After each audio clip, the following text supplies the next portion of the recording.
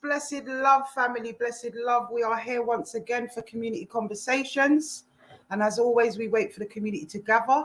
I hope you've had a wonderful week, my brothers and sisters. It's been, as always, a very, very busy week. I'm smiling today, and I got my little Ziggy because I'm kind of in anticipation. I can't tell you too much yet, my brothers and sisters, but what I can say is that I'm in anticipation. Yeah. And all I've got to say is fire there mus tail, them think a cool breeze. Any one of you that come from a Jamaican background will know what that means. Fire there mus tail, they think it's cool breeze. You understand me? We are making so many breakthroughs, my brothers and sisters, you will not believe. And that's kind of as much as I'm going to say right now. I don't want to jinx the thing, but just know that I'm smiling here today, my brothers and sisters. I'm very, very much smiling. And yeah, so we've got, wow, we filled up rather quickly. Usually I get a few minutes to ramble and carry on and do what I'm doing. So let's just get straight into the meat and potatoes. I'm not anticipating a very long live tonight. Last week was one of the mammoth ones. But I'm not anticipating a very long one tonight, my brothers and sisters. But greetings. I see all the regulars are in the room. Big up Desiree Kami. Yep, big up Desiree. Just waiting for the moderators to join as always. Let me see. DKNY, bless up. Oh yeah, we got our moderators in the room. It's all good. Oh, okay. Somebody says they thought tonight was not on. No, we're here, my brother. We're here. Last week live has been taken down, probably by Veronica. But it's not a victory. We've had it before. But what I can tell you is that I've appealed all of these takedowns, and the court order helped. The fact when they saw the paperwork for that and how the British system sees it, because you've got to remember that YouTube is American. Do you understand? So and it's also some kind of algorithm computer person that deals with these complaints and whatever. And it's just a kind of blanket thing that they do. They get a complaint, they give you a chance to edit it. Problem is that I don't know how to use the editing tool. So they just rip it down because I've not figured out how to edit out what they want me to edit out yet. But I have been appealing and and I've won those appeals, my brothers and sisters. So look out for the re-uploads when it comes on to all the ones that have been taken down and these people that think they've got some kind of victory. But what I don't even understand about the takedown thing, by the time they go round and round in circles and YouTube take down these videos, it's already gone to about 4,000 or 5,000 views and people have screen recorded it and put it on WhatsApp, you know, and it's going around and doing the rounds anyway. So it doesn't really matter at the end of the day. And as far as I'm concerned, like for me, it ain't about the views and all of that. It's about the information getting out there. That's what I'm concerned about. And that's all we're ever concerned about. Big up Lioness Keeks, all about the black. I see you. Oh, we're filling up fast. Seats are filling up fast. Bums on seats. Yeah, please be respectful. And we just want to say, as always, that we represent justice for the victims of abuse. We do not condone public reprisals or violence of any kind against perpetrators. And any of those kind of sentiments that's in the chat will be swiftly dealt with. Yeah, so I just want everybody to know that this isn't about advocating violence against anybody. We want to bring these people to justice so that you know, our sisters can get the full weight of justice that they need. At the end of the day, you know, this is just the first part of the journey, my brothers and sisters. There is always stuff going on in the background. You understand? As always, we are still fundraising for legal representation should certain people want to bring defamation and whatever. And we're still raising funds for our services, namely our hub that we want to get up and running, and also our helpline. The helpline's there, you know. We've done that part already. What we now need to do is train the staff and recruit them. And that takes funds, my brothers and sisters. So please give generously. We're going to do a £3 challenge again this week. So let's see how many £3 we can get into the coffers. Every mickle make a muckle, as they say, you know. Every mickle definitely makes a muckle. So yes, my brothers and sisters, keep giving. We are very, very appreciative of everybody that has contributed so far. I want to big up all the regular contributors as well. And yes, sorry, we need to put this up as well before we go any further. Quite rightly, All About the Black has to put that up. Yeah, so let me just highlight that. And we will get into the meat and potatoes. I've got a few updates for you before I get to the main presentation for tonight, my brothers and sisters. And what I want to, hold on, there we go. Okay, let me just take that off. So yeah, what I want to do before we get into the main presentation of the evening, what I need to do is update you on a few things actually. So do you guys remember that, and I'm not saying too much because things are in early stages when it comes on to certain things. Do you understand what I'm saying to you? So respect Brixton. So I'm kind of choosing my words extremely carefully. Yeah. As I said, there is many developments going on in the background. And remember, we've been doing this for 15 months now. That's a good passage of time for certain things to start rolling in the direction that we need it to roll in. And we are this close, my brothers and sisters, with a breakthrough in terms of certain individuals. So watch this space. You'll get it as soon as I get it. But there is a hell of a lot of activity going on behind the scenes. Yeah, we've got 222 people in the room at the moment. Actually, that's just flipping up real quick. And I've just thought that was quite a significant number, 222. You guys know about the spirituality of things. Anyway, I'm not going to roll off. So do you guys remember a case in Birmingham? Greetings, Sister G. A case in Birmingham that I highlighted quite some time ago now. It's a good couple of months ago that I highlighted that case. I just want to say, you see that family there and that case there that terrorized that beautiful sister from Birmingham, if you guys remember rightly, where her cousin had impregnated her. All I got to say to them is, fire their musmus tail, them think a cool breeze, okay? And we'll park that one right there for now. Yeah. In terms of, you guys almost also might remember, you will remember, I'm sure you will, those of you that visit regularly might remember, where is he gone? You might remember this individual. Guys, remember him? The dirtiness, remember him? Well, I'm pleased to tell you guys that we've currently got some operatives in Jamaica, yeah? They flew out a couple of days ago, not specifically for that purpose, but we thought we would kill two birds with one stone. So we're anticipating that those individuals are going to visit the church where this individual is in Portmore and perhaps have a conversation, or actually what I really want to organize is some flyers that are informing people locally about the individual that they have in their midst. So Andrew Richardson, your time is well and truly up, and do not believe for 1 minute that just to your their yard that we can't reach you. Your time is well and truly up. So that's another little exciting development I wanted to talk about.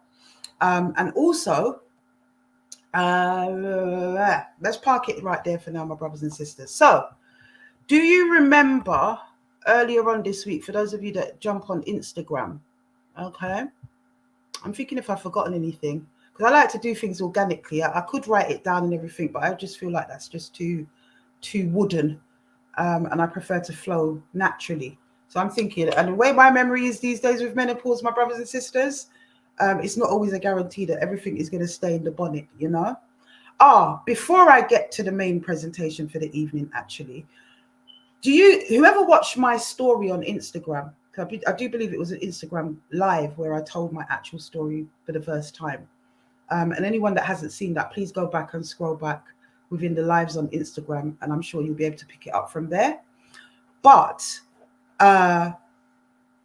when I told my story, I told the story of my ex-partner, Vivamon, and his sidekick, or what I call his sidekick, Milo. Okay? I don't even know his surname, but his name Milo. And you see Milo, Milo. Yeah, if you're watching, they're generally in the bushes, these people, or they send it around after the fact. You see, if you're watching, Milo, your name is calling one too many times in my DMs, my friend. So it isn't just about you making my son wash blood out of your Range Rover, yeah, in the club that you and his father owned. It isn't just about that. My inbox is filling up one time too many with your name. Your name are Carl, which means that Afua is about to do some investigations. Okay? And that's all I want to say to you right now. So, you know, he's quite a bullyish type of character. And we've had lots of testimonies about the way that he likes to bully women and intimidate them, amongst the other kind of sexual assaults and whatever else he gets up to. I dare you, Milo, Mr. Badman, who thinks you're Don Corleone or Al Capone or something, I dare you to even try to reach up in my DMs or try to contact me in any kind of way and think that you can intimidate me, because I don't scare easy. Let me tell you that. You understand me? And I certainly don't answer to plastic gangsters. I certainly don't answer to that, because I've known a lot of gangsters in my time, black and white. You would not believe. I grew up with some of them in East London, the children of these people. And let me tell you, plastic gangsters don't scare me very easily. And certainly not a bully. As I keep saying to people, okay, I was 8 years old when we had a boy in our school called Chooks Chidozi that used to take my cola cubes all the time and punch me in my back. And I was really scared of him. Yeah. And one day I just had enough. I was probably about 8 years old, and I took a meter rule and I bust his ass with it. And from that day, I don't do bullies. I don't do bullies, and I don't do henchmen, and I don't do people that think they can intimidate women in this way. So carry on, because you're near my ring round the place. I just want to put that out there, my brothers and sisters. Yeah, sorry, Marlo. I keep calling him Milo. And yeah, forgot his name was Milo Morris, actually. Yeah, that one.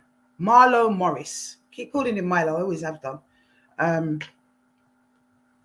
No bother with it. No bother with it, because I'm not that chick. Remember that. So anyway, my brothers and sisters, you might remember earlier on this week on Instagram that we featured an individual by the name of Quincy White, aka Bucky. Yeah. I'll give you another picture of him that probably looks a little bit more close to how he would look when he's out raving in the clubs and doing whatever he is alleged to have done. So I want to go into that because I had a conversation with that young man earlier on this week.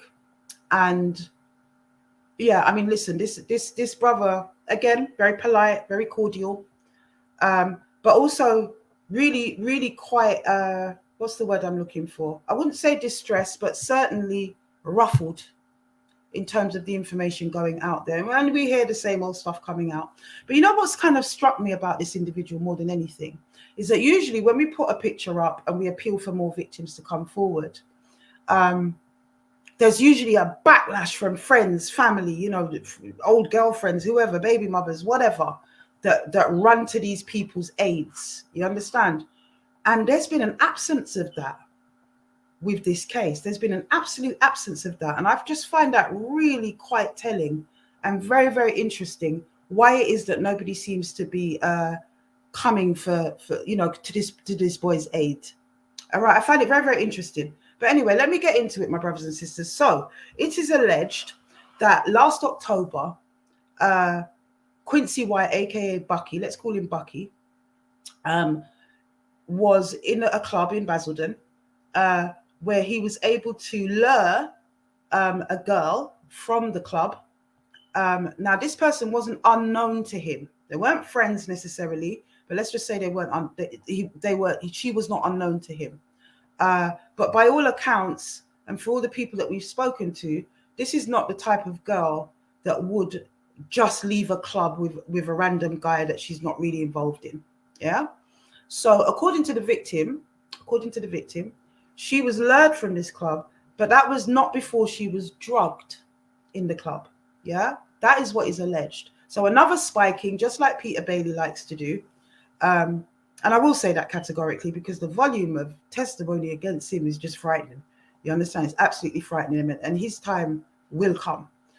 But that aside, this sister alleges that she was spiked. She only had a couple of drinks. She'd gone to a club to see her girlfriend play on the decks or whatever that is. And sorry, sister, he's Natalie George asked, what area is he from? He's from the East London area, but now lives in Basildon. So that's where he's from. We've been focusing on East the last couple of weeks.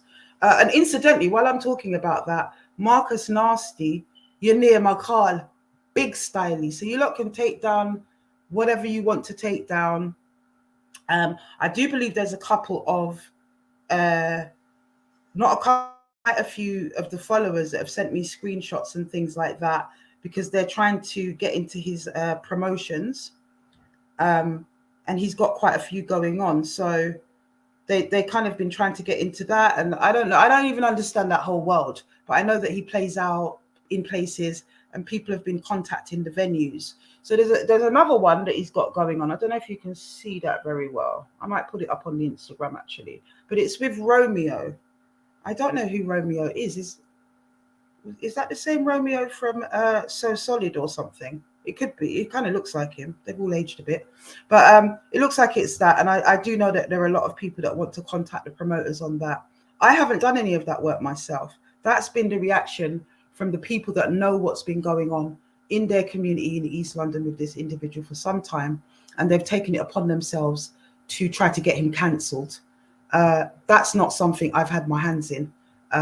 You know, I don't really feel that I need, right, sister confirms that's Romeo from So Solid. Okay. Well, you know, hey, what can I say to that? What I can say is that, you know, people ought to watch the type of company they keep with the allegations that are going on. It's the volume of it, you know, it's just too much. It's just way too much. Apart from friends and family and agent, nobody's really coming to this brother's aid in terms of trying to give character reference for him. On the contrary, the character references are actually quite abysmal.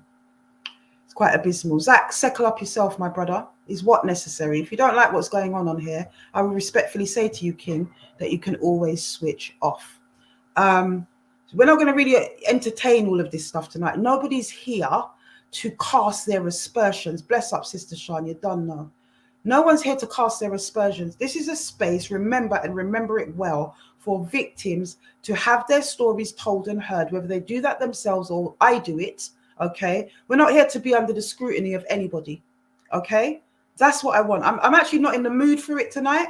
So if you don't want to really see the harsher side of me, then carry on with your foolishness. And I think I know that Zach is, you know, settle up yourself, my brother, okay? And deal with the righteous things that you normally deal with. Because you're not here to scrutinize. It's not about you. Okay. So, yeah, let me get back to the story now. So, brother was in this club. And by all accounts, and by his own admission as well, he had beef with the sister's ex. Okay. And he thought, you know, in his mind that he might be able to get one over on this brother, because apparently their beef was quite deep, and it was in his mind to maybe get one over by trying to sleep with this girl, which I thought was a rather self-incriminating admission, but that was an admission when I had this conversation. So put that to one side, because what he asserts is that it was consensual. Now, if it isn't consensual and you get caught at the scene of the crime in those situations, the first thing you're going to say as a man, as a perpetrator, she said it was okay. You know, she said it was okay. I'm not going to go too much into the evidence that is stacked one way or the other. I'm not able to go into that because there's a police case going on.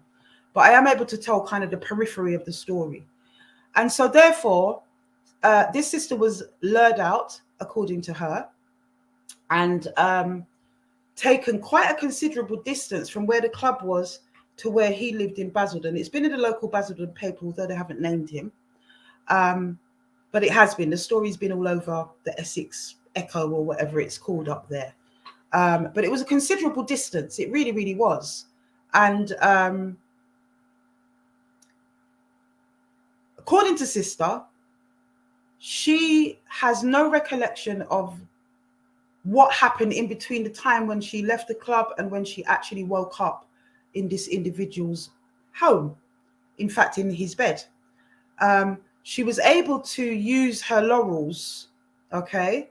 And I'm being very careful how I choose my words here, because I don't want to give away too much, okay? So bear with me. If it seems vague and patchy, guys, that's the reason. There's a police case going on, and we don't want to mash that up in any way, shape, or form, okay? So Sister was able, once she realized what was actually going on, and there was something that happened actually, particularly, she felt quite ill, and there was something that happened while she was feeling ill that was absolutely despicable. And I'm not going to go into that detail either, but I can tell you that I am right. Okay. Somebody just said in the chat that it happened in Infinity in Gants Hill. Yes, it did, but that's where it started, and it ended up in Basildon, my sister. So anyhow, Sister used her head, she used her laurels, and was able to kind of finesse things in such a way that she was able to get into a different room and make phone calls and drop locations to relevant people that she needed to do that in order to secure her escape. So can you imagine being in that position where you're completely disheveled, disorientated, you don't know how you got to a particular location, you've clearly been raped in her mind, you know, this is what she's saying, it's alleged, we know it's alleged, we already know this, but again, I will continue to say that on this platform, we believe the victim first. So this sister was in a situation where she had to really get smart in order to secure her safety. And by all accounts, the individual, you know, in his mind, I think, was looking for a night of it. But Sister was able to make good her escape and get herself out of the clutches of this individual and raise the alarm. And this man was arrested at the scene and hauled out naked into the police van. This is what happened. So, you know, it's been taken very, very seriously. And I can tell you, we've spoken to a number of individuals surrounding this. There's been quite a bit of people in my inboxes telling me about what they know about this individual. So far, we haven't had any other victims come forward, but that doesn't mean they're not out there. And also, you know, the demographic of people that share these videos and share these lives and that watch Afua Speaks come from the Black community. And by all accounts, this brother is into girls that are not necessarily from the community. So maybe it's a question of sharing the video more widely. And I'd really love for you lot to do that. Share the post far and wide as much as you can so that it touches the people that it needs to touch. That's why I'm feeling like there's an absence of victims. The other thing that was testified to by a witness at the scene at the club, Infinity Club in Gants Hill, was that when this person was entering into the club,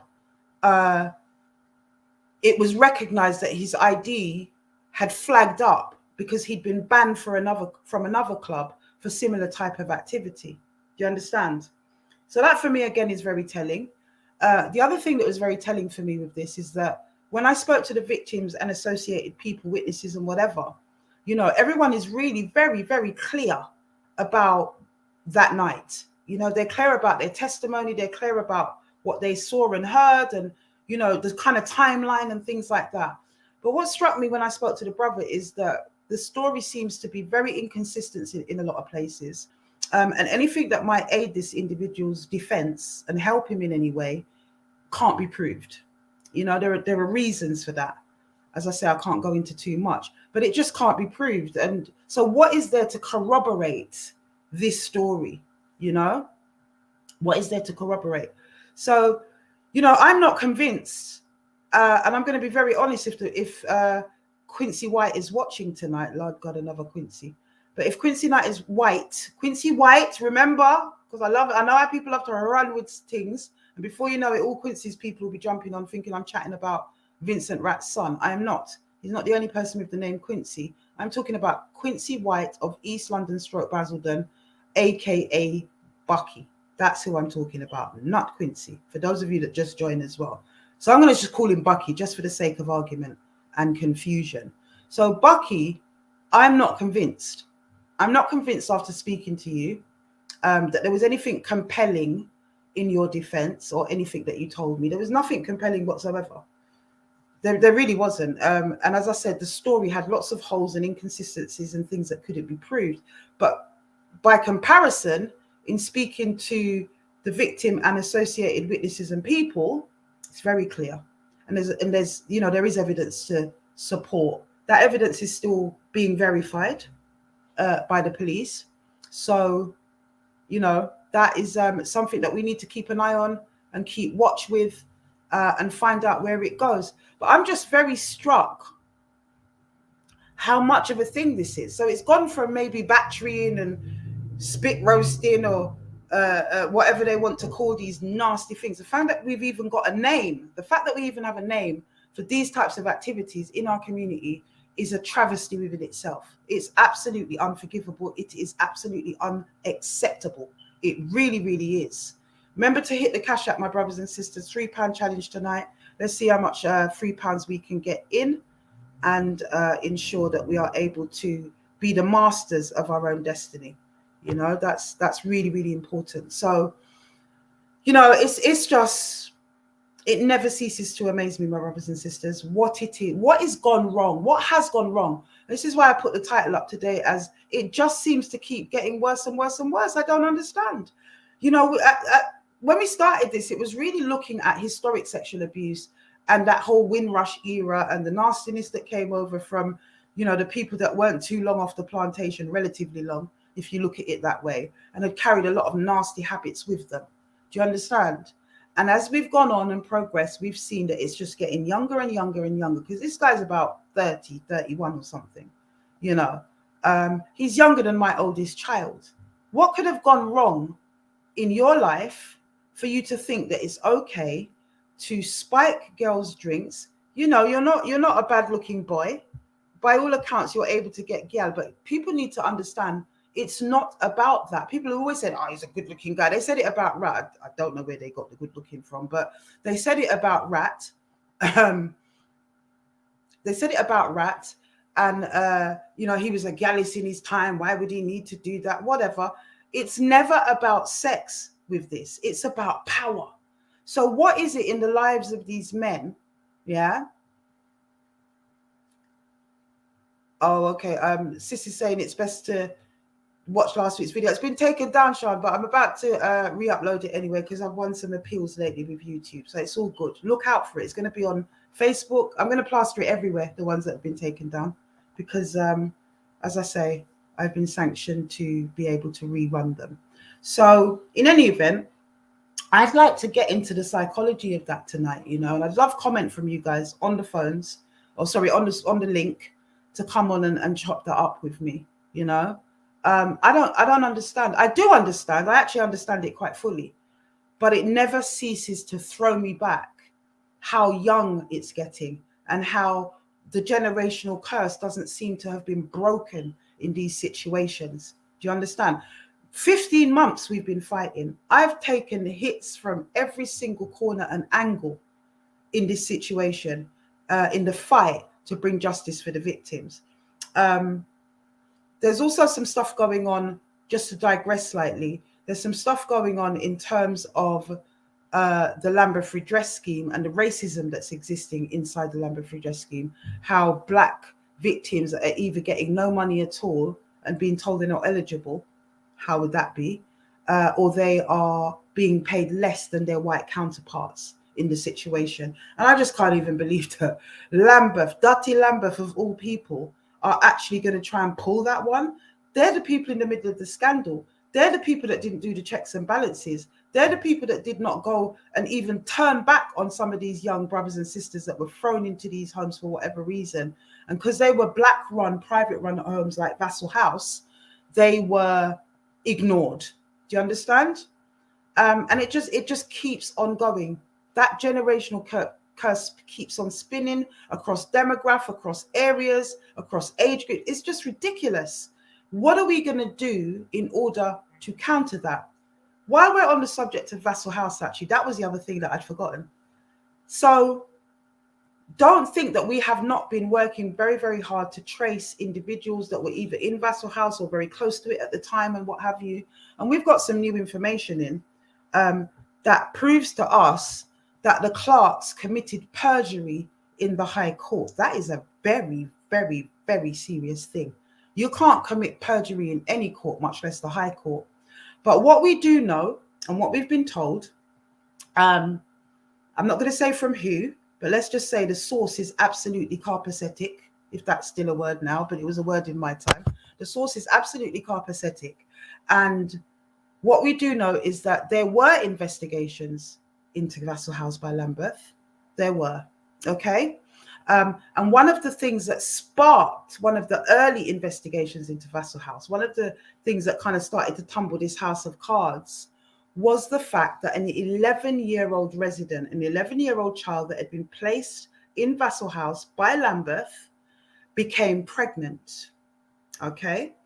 And the individuals in Vassal House, and we all know who they are, who ran the house, attempted to dress this baby up to make her look older, dress the baby up and take her to Marie Stopes on Brixton Hill. Shout out to all my Brixtonians that remembers that meat house on Brixton Hill, because I remember it. I had a lot of clients that would go there. I cannot tell you the amount of botched abortions and terror that came out of Marie Stopes on Brixton Hill until I think it closed. Yes, it did close eventually. It would still be there, wouldn't it? It closed because there was so much bad practice going on. And I, in my opinion, at the time, I remember actually speaking out about it at the time in the 90s, when it was really thriving and turning over a lot of babies. I remember speaking out against it because it just seemed that when you look at like Buckhurst Hill and some of the other Marie Stopes that were in lovely leafy white areas, we didn't seem to see the same amount of bad practice going on. And as I say, people dying and all sorts of stuff. It was absolutely terrible. But this little girl was dressed up, allegedly, and taken to Marie Stopes for an abortion at 11 years old. And this actually caused a lot of questions. And this caused a lot of questions and sparked some kind of investigation. Now, we're still researching that. We're still going into that. So I'd like to find out what was the outcome of those investigations. But what I do know is that when I was in court with these individuals, part of their witness statements from both Yvonne Clark and Tony Clark were saying that there had never been any investigations into Vassal House. I wonder why you felt confident to do that. I actually wonder why. But anyway, that is just crazy. That is just absolutely crazy. And I don't even understand why you would even try and take those type of chances. But you see, when you're desperate and when you've been so used to being pathological liars in order to cover your nastiness, I guess that's what you do. You're not really thinking, are you? But to commit perjury in the High Court, I would tell you people to bruck up your folly ground, innit?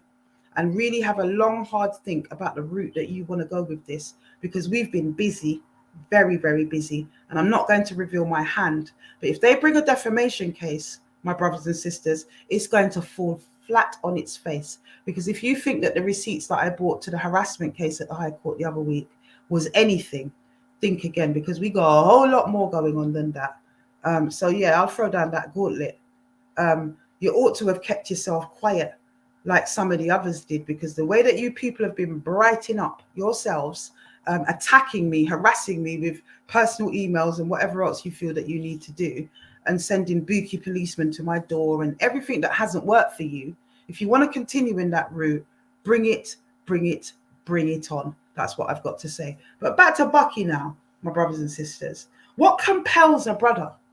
You know, what is it that compels a brother? A brother. I don't deal with any other man right now. I'm dealing with our men, because we need to fix our stuff from the inside out. We need to break these generational curses and fix our stuff from the inside out. People go, oh, you hate black men. How could you do this to black men? I don't want to hear this. There was a time when you couldn't tell black women they were angry because they'd attack you. Now we know why we're angry. We're facing our demons. And it's high time that brothers face their demons. Do you understand me, my brothers and sisters? It's high time that this happened. I'm actually very, very sick of the fact that people are trying to say that I hate black men. I mean, how very dare you? You know, I've only ever dated black men in my time. I'm not into any other race, and that's not about racism. That's my preference. I love them as black as the midnight. That's my thing. Yeah. And on top of that, I have a very lovely, beautiful black son. Why would I hate black men? I also have a very beautiful, my little baby, my little grandson, who's a gorgeous, rising black man who we want him to get as strong and as black as he can be. It's not about hating black men. But what I do hate is deviant black men. I hate them like poison. I hate the brothers that violate our sisters continuously, whether it's within the family, in the street, in friendship groups, wherever it is. I hate you. That's who I hate. So any black man that jumps up and wants to call me a liar and Afua is this and she's toxic and she hates black men, what do you have to hide? Because you ain't felt my love. All the other brothers that I know have felt my love. Do you understand? And we had our brother come on last week that bear witness to that. Somebody who knows me personally. Do you understand? So we don't want to hear any of that anymore. But what would compel, if all these allegations are actually true, what would compel a young, good-looking, virile young man to spike a girl's drink, lure her home and rape her? You know, is there an element of necrophilia going on? I just don't get it. You know, is it that you like them inanimate? What is this thing about non-consent that is such a turn on? I don't got testosterone, my brothers. And I know that most brothers can't even really relate to that. But I just want to try and get inside of the male psyche, because I know that male sexuality is an extremely complicated thing. You know, an extremely complicated thing. I've had lots of different talks and debates and things about that, about male sexuality and the animalistic side of it. And if that goes out of balance, someone says the Cash App isn't working. I mean, it should be. It works for some and not others. I'm not quite sure what that is. We've got two sources of donating. I do try to avoid GoFundMe these days because of their policies. But at the end of the day, the Cash App looks completely fine. Just keep trying, I guess. I'm going to do a tutorial actually, because I know my people are as I know my people are technologically challenged in quite the same way. Oh, okay. Lila says she's tried it. It's not connecting. How weird. Not sure why that is. I have no idea why that is. We're going to have to sort that out another time. Go via the GoFundMe. Well, I don't know. It's still coming through. Anyway, we're going to have to sort that out another time. If we can... Someone said they've tried clicking on both. I'm not sure what's happening there. If you go to my backup page, Afua Speaks, Afua Speaks 69 on Instagram, you should be able to see a link, okay, in there.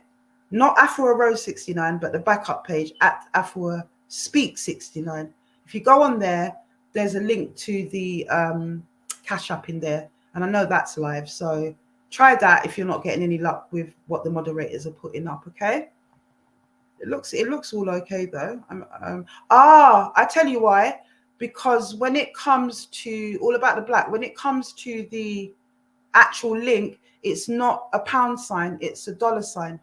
But when it comes to my tag, that is a pound sign. So you need to redo it and take out the £sign and put the $sign. That's why it's not working. I've just recognized that. Oh, look at me getting to be an expert at these things indeed. But yeah, that's the reason All About the Black. If you can adjust that, please. Robert Blake says he has no soul or understanding. Robert says he has no soul or understanding how to speak to the opposite sex. So his way is to drug and rape. Yeah, but you know, this is not somebody that you know, you kind of imagine a kind of dysfunctional individual, that's on the periphery of society, you know, that's a bit of a misfit and an outcast, doesn't really get girlfriends. And it's nothing like that. These are brothers with swag, you know, they got swag, they got stuff about them. They could get any girl they please. It's something in the pathology that wants to dominate. It's primal. That's what I believe. You know, it's something that wants to dominate. And what is that about then? So we're not looking at the sexuality as such. We're looking at what is it in this brother's experience that's made him feel that he needs to ultra dominate the opposite sex. Is it mother issues? Is it, I don't know, that you felt put down by older girls at school? I don't know what it could be, but it's definitely something in that pathology that enables, as I say, a brother with swag and you know, everything going for them to behave in this way. And the other thing as well, you know, that I believe as well is that it's fueled by drugs a lot of the time. We've got a massive issue with crack cocaine that's historic. It would seem that the younger ones now are taking party drugs and still snorting the old Charlie. That's always been there, isn't it, on the dance scene? And, you know, things like ketamine and balloons and all of this stuff getting off their face on even legal highs. And I do believe that that fuels a hell of a lot of some of this activity, because what all that is going to do is bring up your demon. It's going to bring out your dark side, you know, all those little unconscious darkened thoughts that you probably never really entertained in your conscious is going to raise to the fore. That's what drugs do. It's what alcohol does as well. People often say, you know, I was drunk, I didn't mean it. No. When you are drunk, that actually brings out the demon in you. It brings out the real you, all those things that you perhaps only ever fantasized about. You actually feel emboldened to be able to do that. And that's a fact. So yeah, that's an old cliche that, you know, I was drunk, I didn't know what I was doing. That's rubbish. And yes, sister makes a very good point there, Nadine. Very good point. Usually the swag is a mask for deep insecurities. Oh, absolutely. I'm so glad you said that, because yeah, that whole swagger thing and gallis thing, I've counseled a lot of people in my time. And anytime you have that type of character that's a gallis, you know, you start to strip that back. And when you get to the base of it, there's often a lot of abuse that's gone on there. And like you said, sister, a lot of insecurities. So we need to examine these things. And what we want to start doing quite soon is to start to roll out that education into spaces where our children are. Because, you know, they've got an old time Jamaican saying that what done spoil a evening can't come good a morning. You know? God, you know what? My mother's spirit must be rising up, and my grandmother's spirit must be rising up in me right now, because I'm really on the old Jamaican proverbs, but they're just so true. Old African proverbs, they really would be, wouldn't they? But yeah, what done spoil a evening can't come good a morning. Or as the Bible says, you cannot pour new wine into old bottles, into old vessels. So is there any real agency in us trying to change the mindset of these old boys? I don't really think so. You know, I believe that it starts with the next generation, like anything else. Give me a child from 0 to 7 and I will give you the adult. And that's Sigmund Freud. I'm not a Freudian. Definitely not a Freudian. Probably more leaning on the humanistic. But, you know, that's one of the things I actually agree with him with. Give me a child from 0 to 7 and I will give you the adult. I want to have a conversation tonight, my brothers and sisters. So please come on. As I say, I cannot go too far. I really want to tell the full story of what happened that night as it's been told to me. But we have to show some reservation tonight, my brothers and sisters. It's going to be very vague because we don't want to mess that case up. We want justice. We want the truth to come out. Brothers denying it. Like I say to most of them, well, you would, wouldn't you? Who's going to say that? You know, like we say every week, who's going to really go, do you know what? I raped her. I did that. In fact, I enjoy raping children too, and I enjoy raping anybody that I come into contact with that is weaker than me. I just enjoy it. And you know, I know it's wrong, but you know, can you forgive me? It's not really going to happen, is it? Not really going to happen. Somebody said PTSD. That's one of the biggest factors. Yeah, one of the biggest factors that goes into what happens next. You know, most people are going to experience some form of PTSD if they've been through the experiences that we talk about on here. But it's also the other contributing factors around the victim or the individual that really make a difference when it comes on to what happens next in that person's life. If they don't have any positive influences or positive contributing factors to their development after that, their emotional development after the fact, then what we see is absolute carnage and car crash and a continuation of that cycle. You know, we see the life of that victim or that woman or man start to unravel in all sorts of ways. The knock-on effect is just huge, my brothers and sisters. It really, really is. You know, crack use, prostitution, suicide, self-harm. The list goes on and on and on. And for those of you that love to enable, for those of you that love to enable, and we know who those people are, we've seen some really monumental enablers. We see some monumental enablers like Crowley. Remember her? Remember Crowley? She was a monumental enabler. People like the sister that I was just talking about in Birmingham, her family, them, total enablers. And also the Vincent Rat people around them, whether they enable through fear, coercion, or just complete Stockholm syndrome or cognitive dissonance, really doesn't make no never mind. They are enablers. I always say shame on you, especially those that are quite cognizant of their enablement. That stand by husbands that impregnate their own daughters, and do absolutely nothing about it. Gosh, I've got indigestion. That do absolutely nothing about it. These enablers, in my mind, and if I had my way, they would be in the dock with the perpetrators themselves as well, because so many of them are women. This is another phenomena in our community. The women screaming and bawling and, in their own damage and insecurities, not being able to live without these despicable men. It is total wickedness, Zach. Yeah, total wickedness. It's wickedness on the highest level. It really, really is. But as I say, brothers and sisters, it's a short one tonight. I'm not going to go on for too long. Please come and join. StreamYard has gone up again through the moderator. I'm going to put it up as well. Come on and speak to me. Because if we don't, then as you know, I'm going to go and check out and do what I have to do. But I just don't understand it. I really, really need to get in the inside of that. I'd love to be able to speak to a perpetrator that is able to be really open and honest. And it's a rare thing, believe it or not. Even when you get them in a therapeutic community and you get them in a situation, perhaps they're in the judicial system or whatever, where it should be about full disclosure, there's always this deflection and covering and minimizing, in my experience, that they actually do.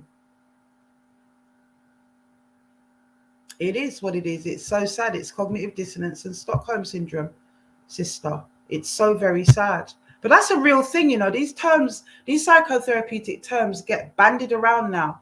So, it's funny, like where you will hear them in therapeutic circles and then suddenly they make their way into the colloquial language of the masses. So things like being in your feelings used to be quite a therapeutic term. It still is a therapeutic term, but it's there in the public domain now, and people sort of band it around like narcissist, not understanding that is such a deep diagnosis. It's a mental illness.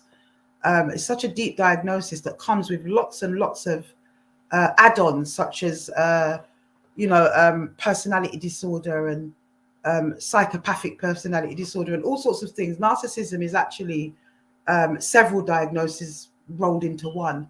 But we hear that, he's a narcissist. Even men that are arrogant are being called narcissists. Narcissism is a lot deeper than that. It comes from the Greek word narcissus, which is about the Greek god Narcissus who fell in love with his own image. And so that's, on a kind of general, that's what narcissism is. It's where you are so self-inflated.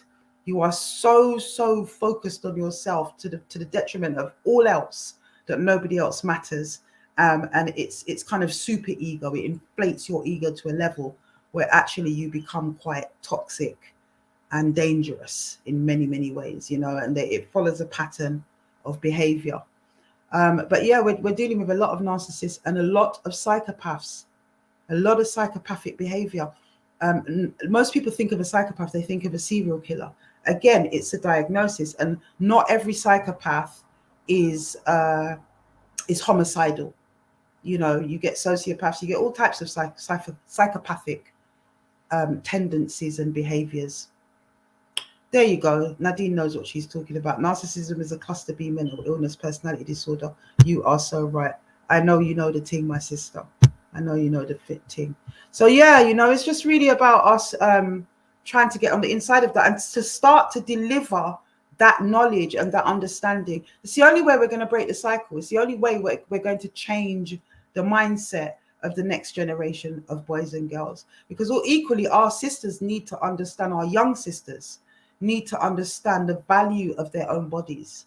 And which is very hard if, you know, somebody's been, a paedophile has been perpetrating on you since the age of 2 or 3 years old. How do you know the value of your own body? You know, but if we start to really deliver and get into these spaces such as junior school, because I'm looking at really year 4 is where the understanding starts to come in. When the children are in year 4, they're literally about 8 or 9 years old. For some of them, puberty is already the onset of puberty is already there. They're prepubescent between 8 and 11, aren't they? Puberty kicks in around 10, 11 fully, and what have you. So, and also because of the information age and the internet and just the times we're living in, even 8-year-olds are pretty clued up when it comes onto sexual activity or sexual language. Certainly more than we were. At 8, I had absolutely no idea. Although I was being abused, or I had been abused, because my abuse was sort of, it was not kind of prolonged. It was incidents as opposed to, you know, a sustained period of time. But I didn't know what that was. I didn't understand what was happening at all. I had no reference point for that. But an 8-year-old nowadays kind of knows a bit more than they ought to. There's a hypersexualization that has taken place amongst us within our music. I had a little 1-2 with a brother this week on his page, you know. It came up in my feed, and brother is a Baba Ashanti Rasta man, okay?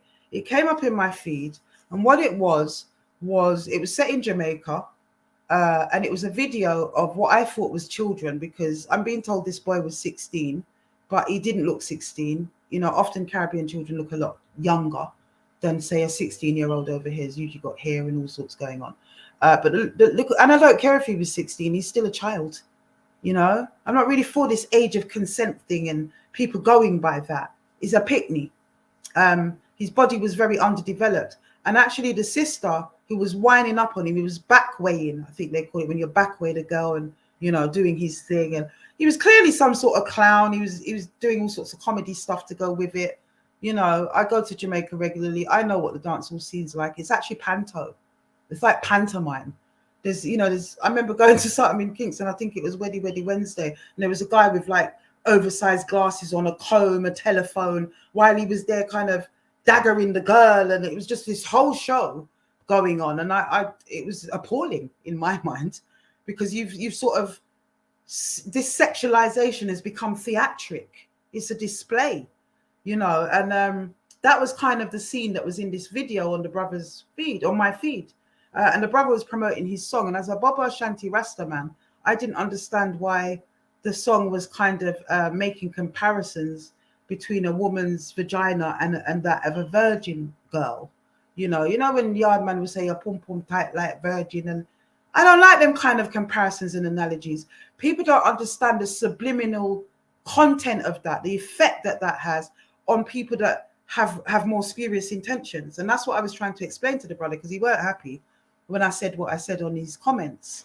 But for me, I feel like Rasta is the absolute final vanguard between morality and just complete degradation in our community right now. They are the gatekeepers, or they should be.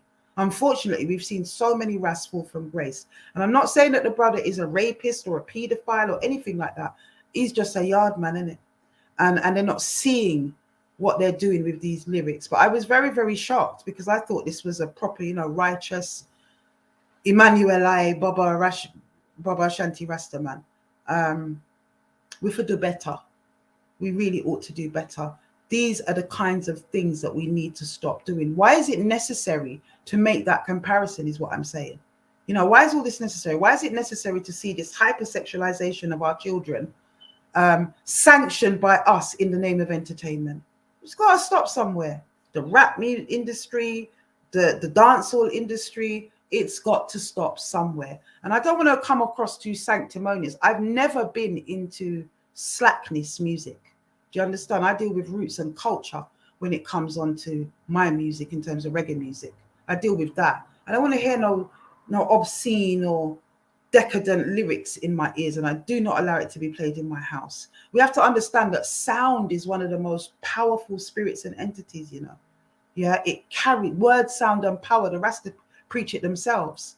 You know, that's why when you chant or when you pray, you're able to move atmosphere and attract things to yourself. That's what it is. That's what prayer is. You understand? If anybody's ever read The Secret or they're into that, then they'll understand what I mean by word, sound, and power. You know, if you're not into Rasta, you'll understand it from that.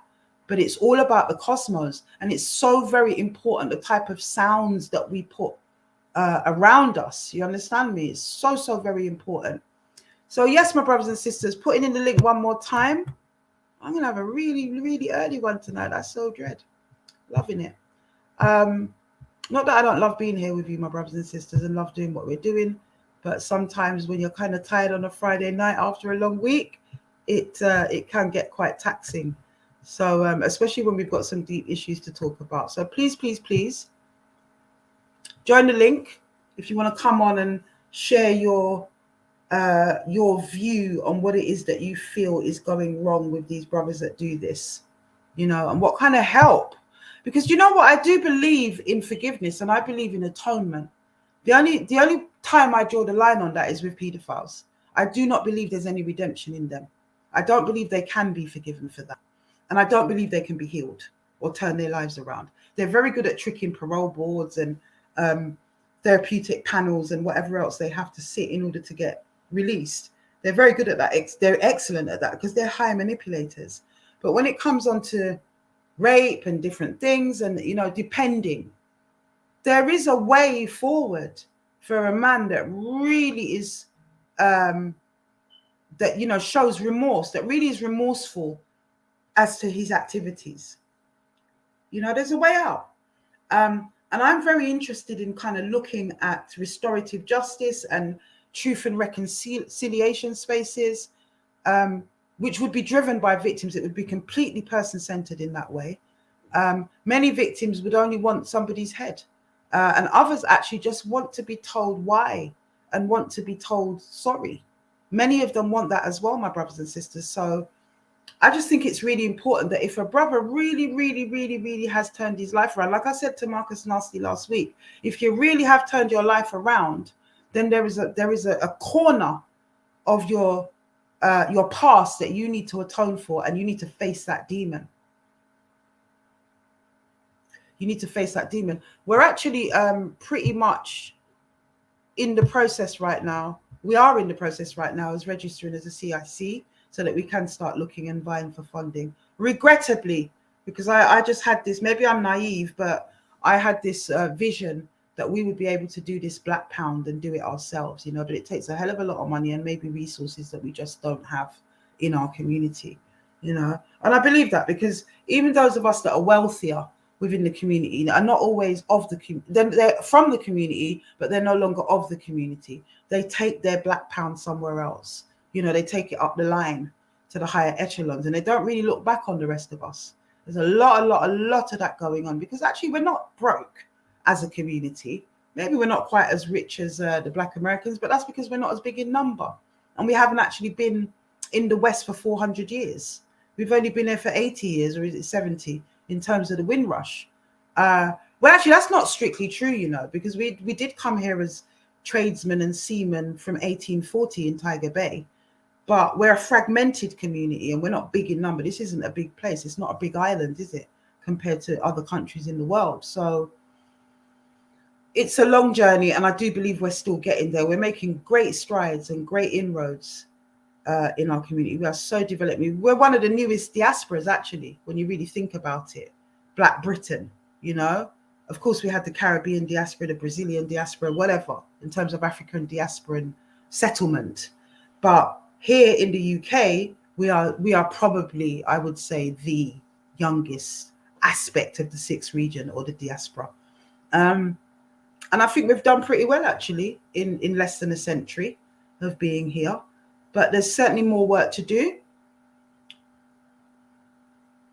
Somebody's asking about membership. Yes, so we're thinking about creating membership. And the reason that we're doing that is not only to run funds, is not only to raise funds, but also because if we do that, then we can actually share a lot more content. We can be more explicit in our expression if we've got closed forums. And I think that's actually quite a good thing. So put up a one if you would be interested in membership, if that's something that you think would be a good idea. It wouldn't mean that I wouldn't do this live on a Friday. I absolutely would. But I would actually do another day that is for members only. And we could really get into things a lot more. You know, I could talk more about cases and, you know, perhaps if it was a handpicked set of people in that way, that victims might feel more able to come on and speak their truth in that way. The other thing that we're also working on, and funds will actually go towards that because some of the cheaper ones were a bit rubbish, is voice distortion software. We want to do that to enable more women to come on and tell their stories in anonymously. So it's all very well having your camera off, but if everybody knows your voice, then what's the point? Everyone who knows you will know it's you. So we're looking at voice distortion software. If anyone knows a lot about that, please put it in the chat because I haven't got a clue. I've been downloading some stuff and playing around with stuff, but everybody sounds like Darth Vader on the back of that. I'm not seeing too many ones for the membership thing, so yeah, we'll kind of gauge that. Let's do some focus work on that and see if it's going to be a good idea. It's no point opening something if it's not going to be a good uptake. So let me know. DM me as well, or put a one in the chats, or both, if that's going to be good for you. If you watch it after this live, then let me know in the comments if membership is a good idea. Yes. All about the victims getting the support and justice that we need, or they need, and that we need to see them have. Because how are we going to heal? If you've got these broken sisters out there that are raising these children on their own, they end up in the system only to repeat the cycle because then they get sexually abused in the system. It just will never, ever end. At what point are we going to buck that trend as a people, as a community? You know, at what point does this happen? You know, and when are we going to root out the dross? When are we going to root out the scumbags that keep us from those victories? You know, when is that actually going to happen? I keep saying it. Brothers need to be their brothers' keepers in this thing. They absolutely do. They need to be their brothers' keepers because we weren't always there. Much of the time, the women are the victims of these perpetrators. But the man, them, they walk around with these guys. They rave with these guys. They check gal with these guys. They're up and down the daytime when the sun is hot in the ride, looking gal. You know what this man is on. You know, there's very few brothers I've spoken to. There are out there, and, you know, they're my bona fide brothers. I love them. But there's very few brothers that will run one of their own from the friendship circle because of those activities. They might have a word if you're lucky. You know, they might express disdain if you're lucky. But for the most part, it's kind of, well, no one really says anything. They know that their brethren is deviant. You know, he likes young girls and whatever, but they're not really going to say anything. They're just going to keep that in. That's part of the problem as well. That is really part of the problem.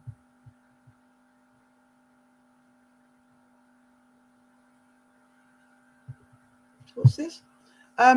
Sisters Brickstone says, Rochelle, that may be true. Have you seen the case closer to home where what two women done to underage? I don't know about that. Tell me more about that, Brickstones.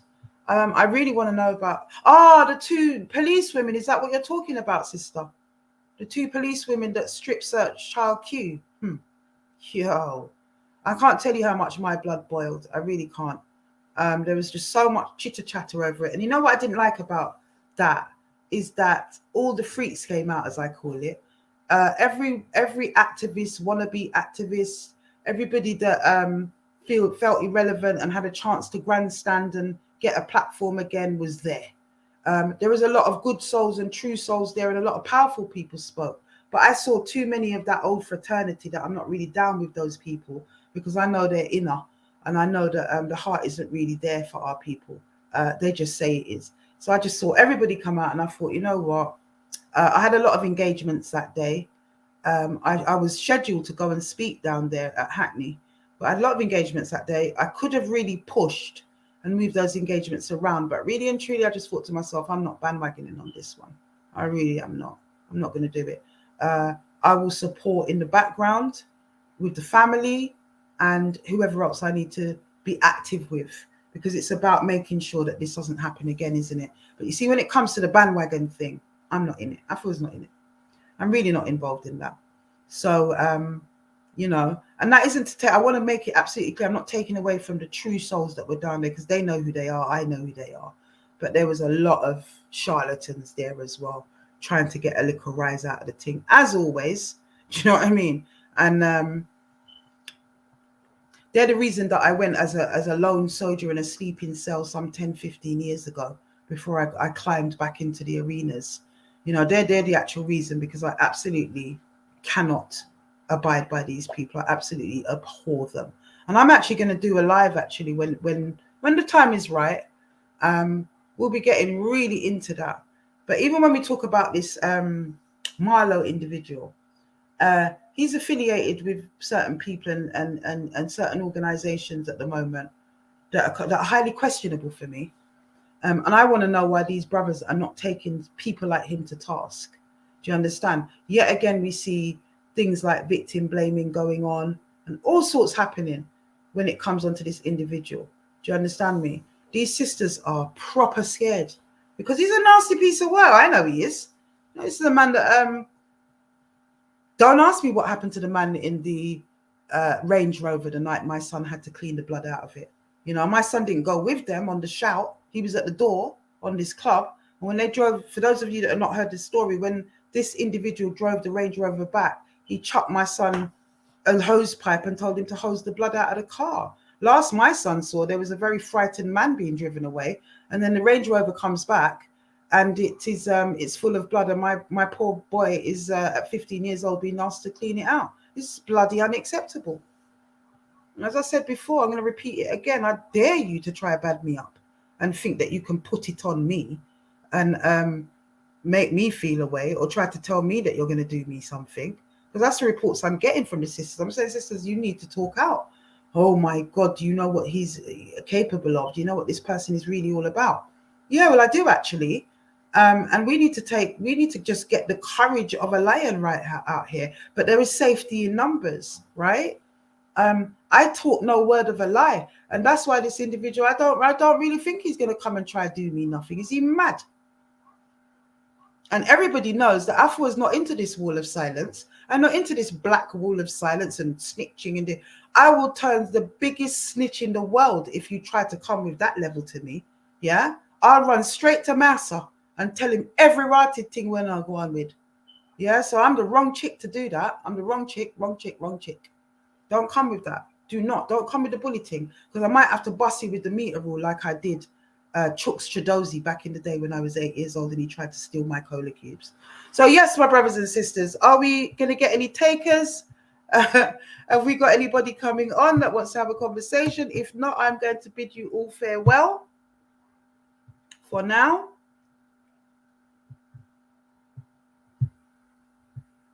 Okay, so there's the stream again. It's up. Sister Ballaball, I know when you're ready, you're not easy enough. Who is Paula Davis? Come defend your Dottie son. Somebody tell me who Paula Davis is and who the Dottie son is, because I have no idea what you're talking about. There is the link, my brothers and sisters. Copy and paste it into your browser. Please, please, please do come on. Let's have a conversation. It's always better when we do. Okay. Brixton says she's talking about Brickstone says she's talking about 2 women in Sutton of Indian heritage. Google it. I will. You'll be surprised, but women cases are not highlighted. I wonder why. Yeah, I mean, they're not. And I wonder why. It's more of a rarity. It's becoming more and more prevalent, actually, that women to women, women to girls. But oftentimes it's women to boys. And as we well know, boys don't really speak out, especially if it's a male perpetrator to a boy. Not happening. Very rare thing for them to speak out. But when it comes on to women abusing them, so many men see that as not abuse at all. You know, they may feel a little screwed up over it or not realize that they're screwed up over it. It really informs the way that they interact with women going forward. But they actually don't see themselves as abuse victims. They see themselves as being quite lucky. This is the damage, you know. They believe that they were losing their virginities at 5 years old to a big woman, and that was actually a bit of a stripe for them, especially the Jamaican ones that I've spoken to along the years, you know. So it's a whole system of damage, my sister, a whole system of damage when it comes on to our brothers. And that, you know, they're not speaking out. Brothers are starting to get there though, and I can happily say that I've had a disclosure from a guy, and I'm chasing up those investigations at the moment. You may hear about it. But what inspired that brother to come out was Jay's story when Jay was on here the other day. And I shared that with Jay. He was really elated that his story had reached another man in that way. And I'm elated as well. So I'm hoping that that is going to, if we can get another brother and another brother to come on here and share their stories and talk about the abuse that they went through, whether it's at the hands of a man or a woman, I believe that we're going to start to change mindsets and open a floodgate right there. So I'm very, very hopeful that that will be the case, my brothers and sisters.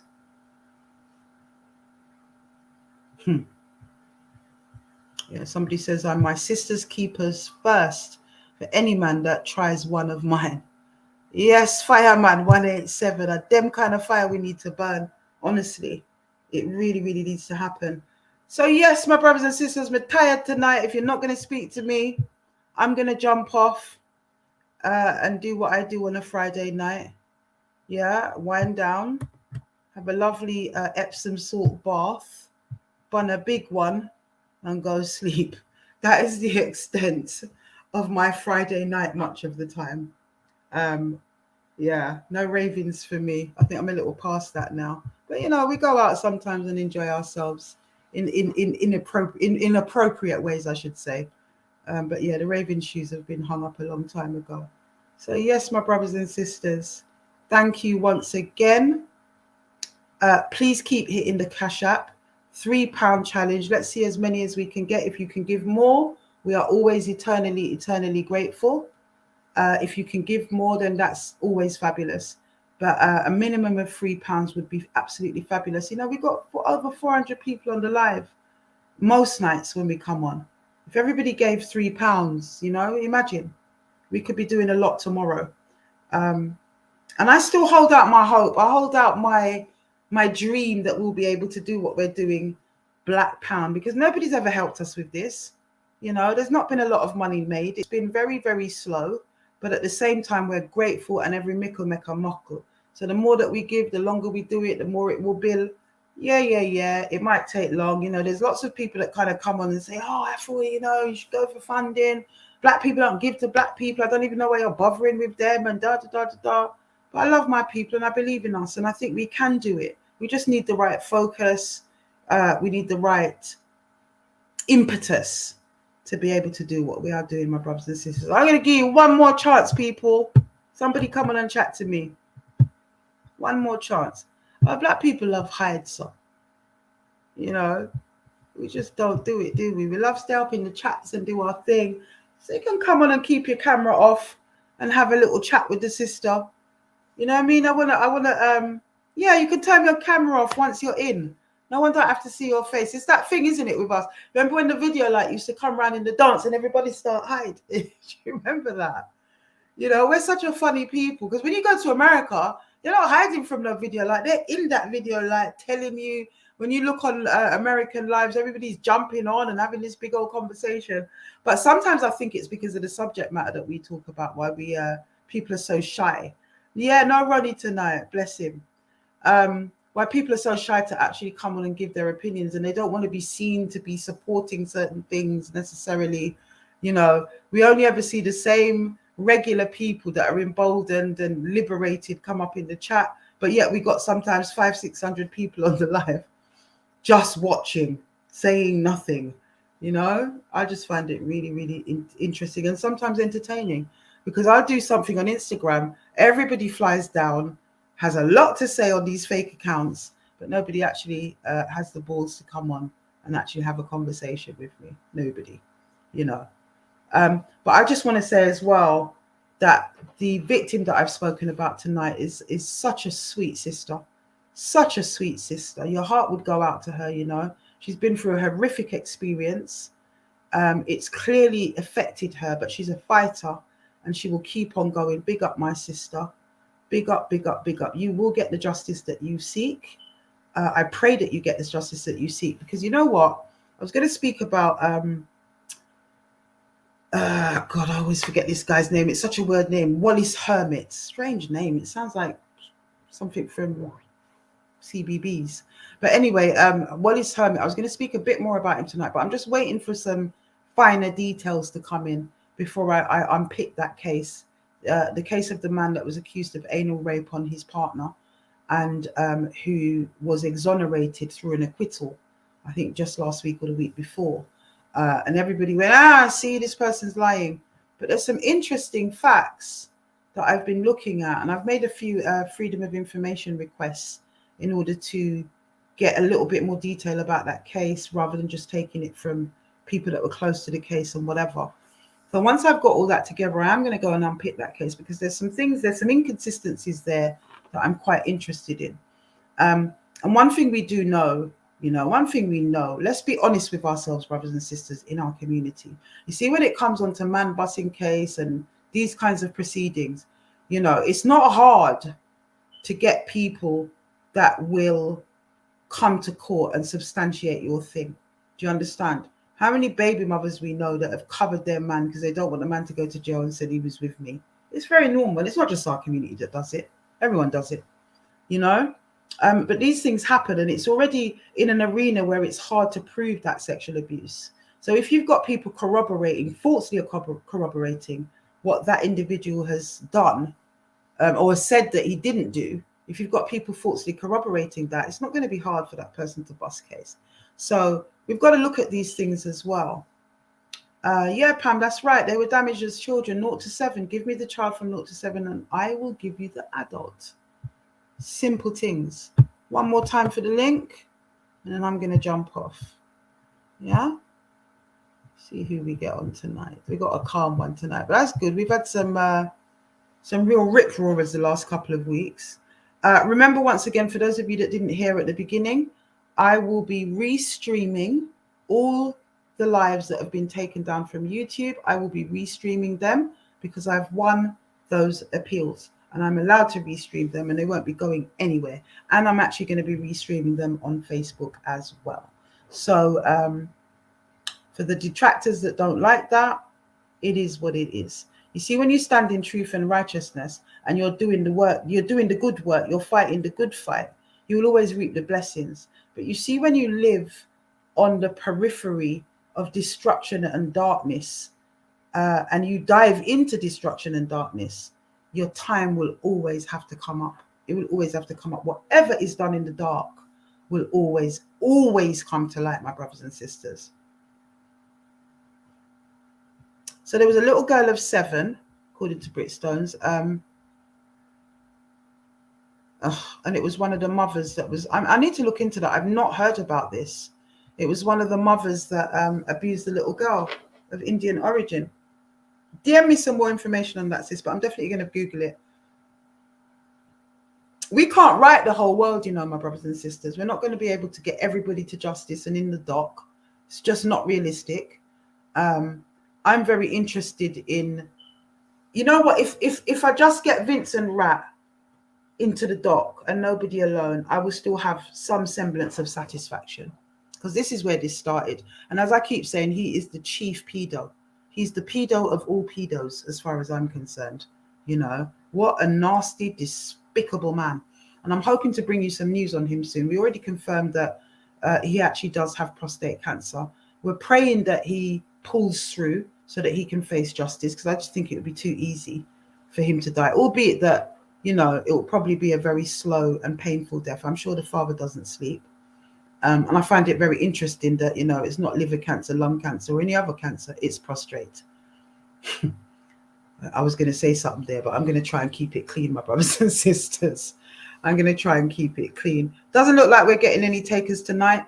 Please continue to hit the cash app, my brothers and my sisters. We can do this, you know. I want it to be so that we don't get any funding. We don't have to even go to these people, because what we really want to do is not even that big. It's not really that big. We want to put a hub together. We want to get it staffed, and we want a helpline. That's what we need. We need to leave behind some kind of legacy for this campaign. It's absolutely vital. I didn't want to say it, but sister said it anyway. I ain't even gonna read it out, but it is what it is. Yeah, man. Soon drop off. Yep, soon drop off. You know, karma is a dread woman, you know. Karma, they say karma is a bitch, you know. It's a dread somebody named karma. It really, really is. And when it hits well. It hits really, really well. Sister says she wants to big up Royston that came on live a couple of weeks ago. Oh my gosh. You know what, brother? If you're in here tonight, Royston, I'm so sorry. You left me your number and I still haven't called you this week. Classic me. It's just boom, boom, boom, boom, boom, boom, boom. So many. I need to be one of them circus acts that juggles balls and whatever for the way that things get thrown at me and the way that my life is right now. But sister says she wants to big up Royston that came on last couple of weeks and was moved to tears. Yeah. Touched my heart on the deepest of levels, honestly. I now know there are genuine, nice black men out there. Isn't that the truth? He's such a beautiful brother. He always has been as well. One of the things I like about that brother is that he's never changed. He's always been, in all the years that I've been acquainted with this brother, you know, he's never deviated from that. Wonderful, wonderful brother. You know, his mum should be proud. Dear, oh dear. I'm not even going to put up Andrew. Yeah, so we're just fooling around in the comments right now, my brothers and sisters, mashing a bit of time, seeing if anybody wants to come on. It doesn't look like it's going to be the case. Before I forget it, it's just come into my head. I want to say that with the Black Awards, keep voting. Voting hasn't stopped yet. Voting will stop just 2 weeks before the actual awards. So it will go right through. There hasn't been a date published yet for the award, for the actual award ceremony itself. I'm hoping I'm still going to be in the country when that comes through. I'm pretty much hoping I will be, but I don't know.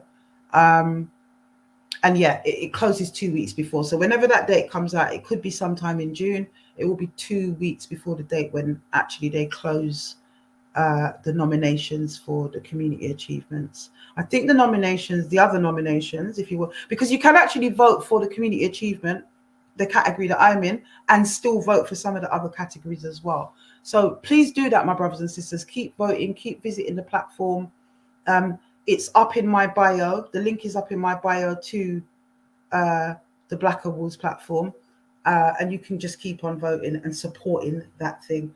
You know, we need to support those awards. We need to support that organization because they're doing some really amazing work. I mean, yeah, I nearly forgot to say that.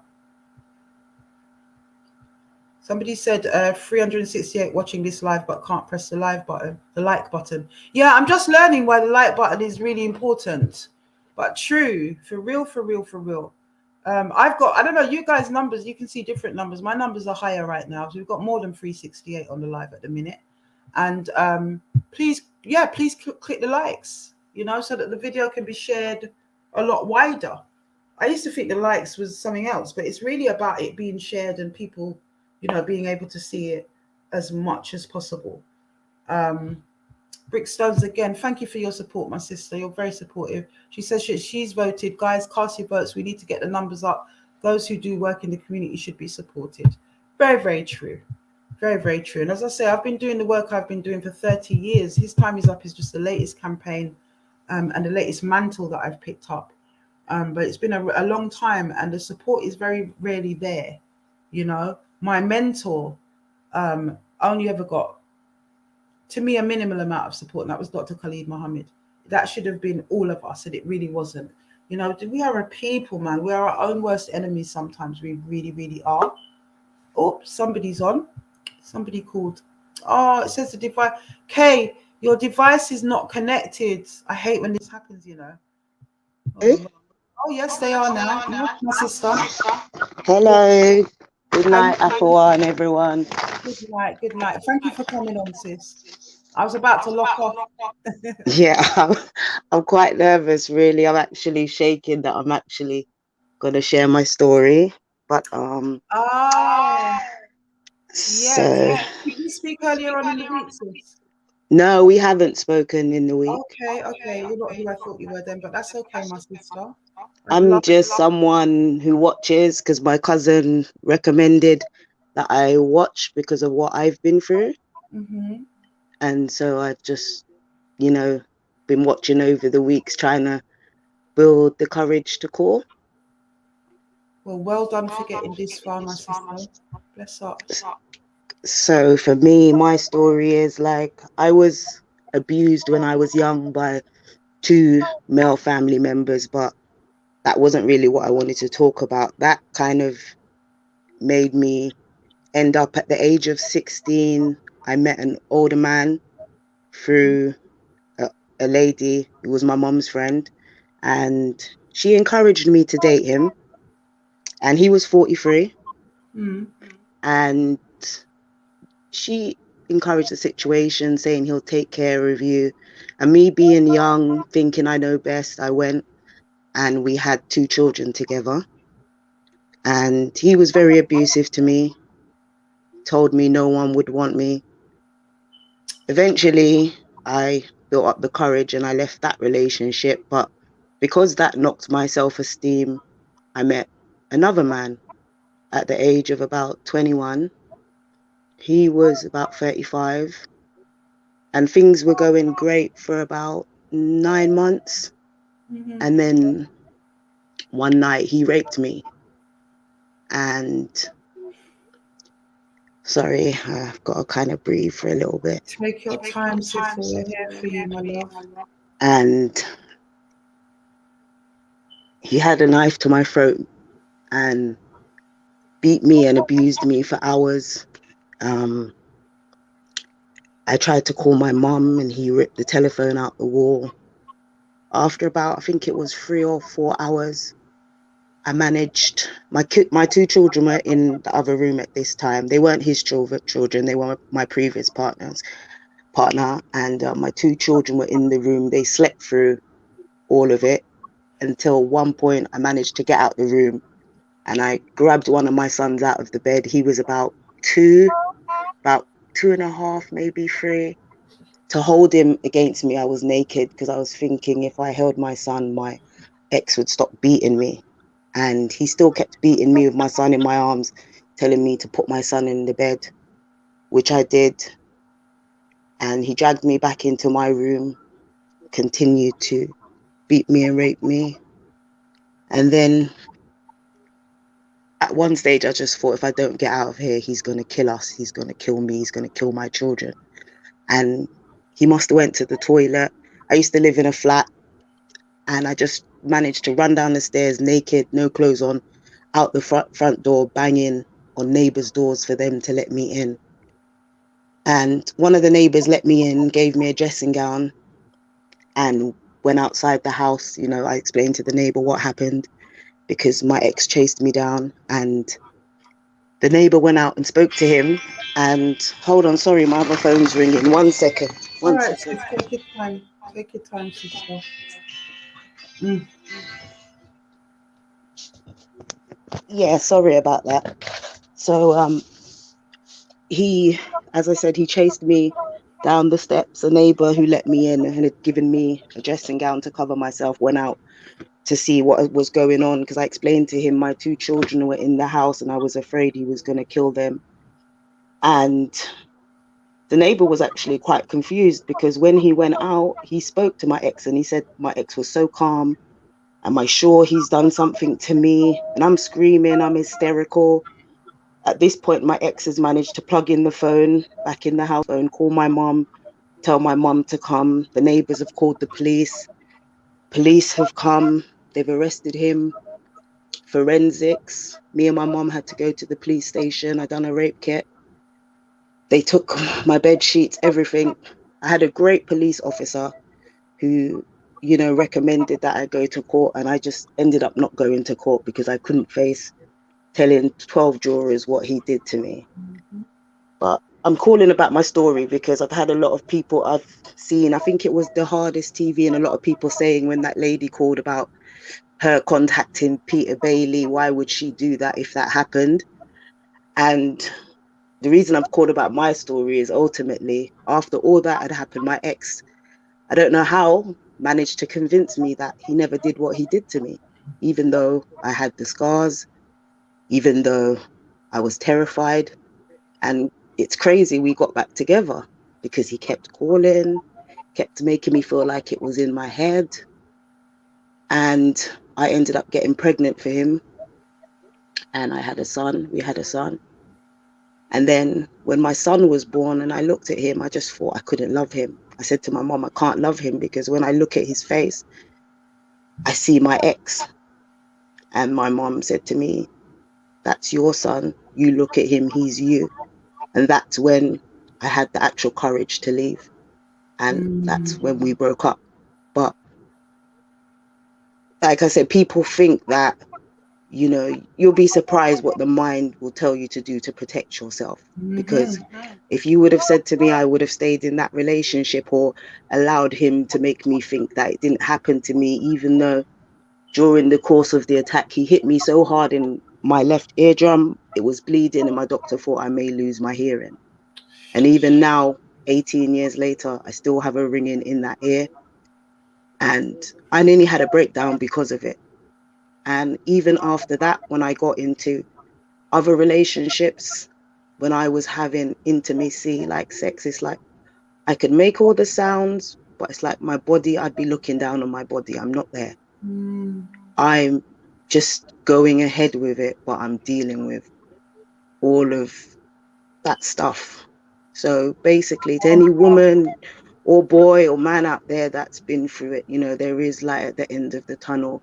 And sometimes you do what you need to protect yourself. And another reason why I've actually saying my story is because I've never told my son about that.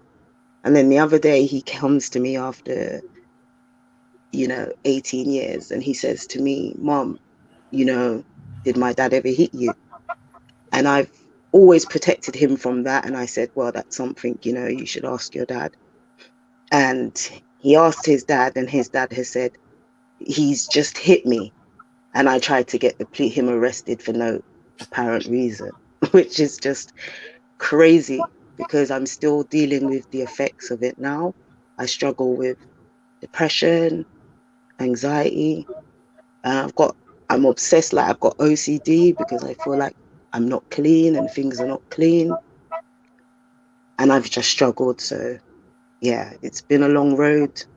And I just want other women to know that, you know what, you're not the only one. And it does happen. Even his family members to this day don't believe what he did to me, and mutual friends that we've had don't believe, but I know, and those closest to me know. So I just wanted to call and say that. You know what, my sister, you just wanted to call and say that is so monumental. I don't know if you can see the chats when you're on the link, but the chats are blowing up with support for you. I think you might have to live on so if you can mute it on whatever else, because we've got a bit of a feedback. Oh, hold on. I think it's my computer because I'm talking to you via my phone, but I've got my computer on. 1 second. I'll just turn that off. Yeah. Hopefully that's it now. You know what you broke down about that psychological hijacking that goes on? It's like psychological possession. This person is able to cloud in your thoughts and steer them and control them. That is so characteristic of that type of dynamic. It's so characteristic. It really, really is. It's really important for you to break that down as well. Yeah. A lot of people don't understand that. I've still got my feedback. Are you able to repeat something? The computer's off, so I'm not quite sure what that is. Maybe it's my phone. I'm not quite sure what it is because the computer's off now. So I'm not quite sure why you've got the feedback. No, I don't know why that's happening at all. But anyway, we work with it. But yes, my sister, thank you so much for having the courage to do that. And you know, we're breaking cycles today. It's, you don't understand, but this has been a week of revelation. As I said, I'm Yeah. going to be able to speak more about why it's been a week of revelation this week. But you coming on and telling me that you've been watching for a long time, that you actually want to come on and tell your story, is so characteristic of what's been going on this week. There's something in the atmosphere right now where people Yeah. are saying, "Oh, I've actually had enough. I want my power back. I'm going to tell." Yeah. Yeah, definitely. It's like he attacked me with like a bread knife, and it's only now, like I said, 18, 19 years later that I can have a bread knife in my house. Even when he managed to convince me and make us get back together, I used to wrap the knives in a washing machine and set the machine on to wash just so I could sleep, because I was that afraid. And to be honest, to meet him, if you met him, you would think he's a really nice guy, I you see. know? I see And right there. it was just one thing. I can't even tell you what triggered him that night. All I know is me and my friend were there, and he came in upset. And my friend, I don't know if she sent something in the air, because she said, "Are you going to be safe if I leave you?" And I said, "Yeah, I'm in my own home, got my children. Why wouldn't I be safe?" And it's the moment she left, and it's something that replays in my head. I was so terrified. And as I said, I'd done the rape kit. I had forensics take things from my house, my clothing, and all those things. And then when it came to it, I just said to my mom, I just couldn't do it, because it's a lot to have to tell people the things that he done to me, and that he made me sorry if I'm crying, that No, he it's made okay, my sister. I wish I could just reach things through that and hug he you right now. things that he made me do. And as I said, even now I'm dealing with it, so I can fully understand how a woman could, or even a man could, convince theirself. Because as I said, I've done that myself, and it's only, like I said, in the last 5 years that I've got a new partner now who's very good. But it wasn't until I met him that, as I said, in previous relationships, I'll be intimate and I'm physically there and I'm making the sounds, and my partner would think I'm enjoying it, and I'm actually not. I'm just there looking down on myself, like counting in my head, how long is this before it's over? So, as I said, yeah, and I've been abused as a child by family members, which I know is what, in effect, led me to being with somebody at the age of 16 who was 43, had 2 children. And as I said, he took my confidence, because he said nobody would want me with 2 children and I wasn't good enough. And that's how I ended up in that situation, to be raped. So, and my mom was great. She was there for me, Praise God. but in some ways, she just didn't know how. Like, when I was raped and I said I wanted to kill myself, and I thought about it, I had the pills there. And I guess my mom's old school Caribbean, she was just like, you got to pull yourself together for your children. Not realizing that I understand I have to be there for my children, but I was still breaking on the inside. But obviously, she came from that generation. That's what you did. You just got yourself together. And I know she loved me and she was very supportive, but at that time, it kind of hurt. So, as I was saying, I just wanted to call and say thank you for what you're doing. A big shout out to Jay, because when he said about his cousins, mum and paying mums and dads, that's how my cousin ended up abusing me too. That also gave me the courage to speak out. So yeah, I just wanted to say thank you so much for what you're doing, and continue, and don't listen to what anyone says. And I love black men too, by the way, even though I've been damaged by some, and I'm not going to pretend like I'm not damaged, but I'm trying to get better. Yes, my sister. Tell me, have you ever received any support in terms of counselling or anything for this? To be honest, I had when I tried to kill myself, I did see a psychiatrist. That's when I first, it's like I felt like I was hearing voices, because it pushed me to that, because I knew what he'd done to me, but he was saying, you know, different, and I started to doubt myself. I had counseling back then, and I was all right for a while, but I recently lost my mom, so it's brought up a lot of stuff for me, and so I'm in the process of waiting for counseling again. So yeah. Do me a favor, sis. Before you when you come off here, DM me your telephone number if that's okay. Okay. Afua 069. Okay. I really need to jump on with you after the live, and we'll continue that conversation for as long as you need it as well throughout the week or whatever. Because I can see that everything is really, really raw. I can see that even talking about this is going to trigger certain things in you, and it's really important that you get that support. Yeah. But what you're describing about the being manipulated back into the conversation, into the relationship rather, you know, it was really perfectly depicted in a BBC drama very recently called Murdered by My Boyfriend. Have you ever watched that? Yeah, I've seen that. So the character Reese, it could be because you're on loudspeaker, this feedback's crazy. Sorry. But the character Reese, yeah, I think that was it. Oh no, is that it? No, I don't. We're not gonna But yeah, the character Reese, for those of you that haven't seen it, was a big perpetrator. He ended up, it's a true story, and he ended up murdering his young girlfriend in front of their child with an ironing board, beat her to death with an ironing board.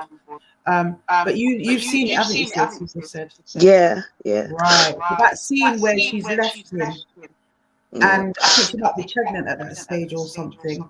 No, it's not. It's not to have the child. But she's left him, and it really depicts very well the bombardment that he comes with. Do you understand? The way that he consistently beats her, just beats off her phone. He's at the door. If he's not ringing, he's knocking off the door. It is relentless day and night until that moment she breaks, doesn't she? And she actually opens the door. Remember that part? Classic, sis. So, you know, what you've been through is absolutely horrendous. This guy's a monster. And so, therefore, has he never faced justice in any way? No. No. And would you be willing to tell us who he is, what his name is? You don't have to. Not really, because of my son. That's fine. That's perfect. Because of my son, I want to protect my son. Yeah, I hear that. I totally get my sister. But yes, please leave me a number. We're going to talk after this, okay? Yeah. All right then. All right. Take care, everyone. Thank you so much for sharing, my sister. Thank you. You're very brave. Okay. Thank you. Okay. Bye. Bless you. Bless you. Bye.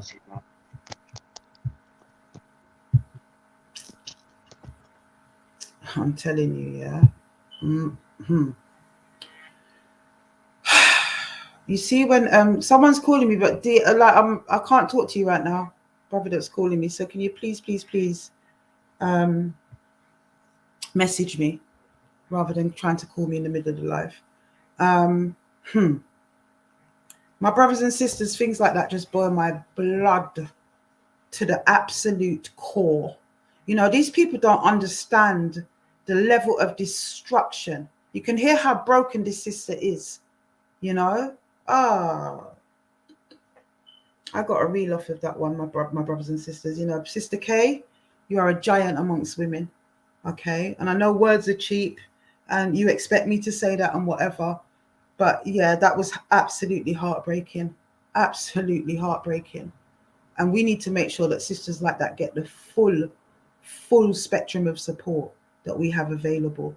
And this is why it is so important to build the infrastructure that we want to build and leave behind that legacy. Please hit the cash out, my brothers and sisters. We need to build this thing for sisters like this, Sister K. We really do. You know, whoever you are, I hope you're watching. Yeah.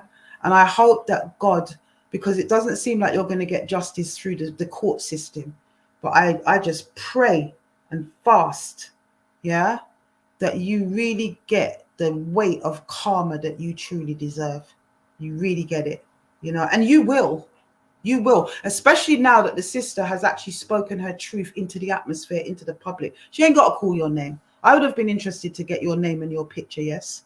Of course I would, so that we can make sure that there's nobody else that suffered like that or will suffer like that at the hands of you, you monster. Absolutely disgusting. My God. And when it comes on to little man, you know, you need to support mummy as fully as you possibly can. What a brave sister. You know, to just jump on like that organically, you know, no prep, no nothing. Normally when a victim comes onto this platform, I'm able to speak to them for a protracted period of time and prep them and support them afterwards and whatever. There's lots that goes into that, you know, prior to them coming on. This sister came on off her own back through her own trauma, you know, and spoke her truth.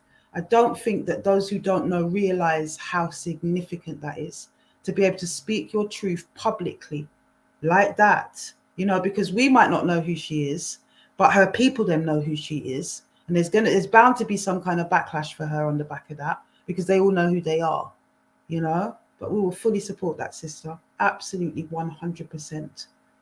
You know. You know when you just really wish you could know who this person is?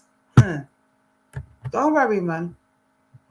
You're hella go hot. Remember me tell you that you're hella go hot. You know, what the hell happened to you that you could treat the mother of your children in this way with your children asleep in the next room? You're a dirtiness. Absolutely despicable individual. Huh? But you know what? If I carry on, I'm just going to start cussing tonight, my brothers and sisters. So I'm going to catch up with that sister. Please, sister, please don't not do it. Please make sure. I'm expected to see your number in my DMs already and I can't. So please, my sister, jump onto @AfuaRose69 and please leave me your contact, my sister, so that we can support you as fully as we possibly can. Okay? Okay? Totally inspirational. Absolutely inspirational. What a horrendous story, you know, and too much of it going on out there, my brothers and sisters. Bloody hell is all that about? These monsters in our community, they need to go. They absolutely need to go.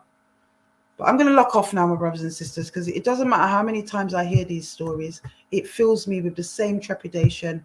It fills me with the same rage that I feel in protection, you know, in support of my sisters that have to experience this madness at the hands of these men. I really don't understand what is the matter with them. I don't. But blessed love, family.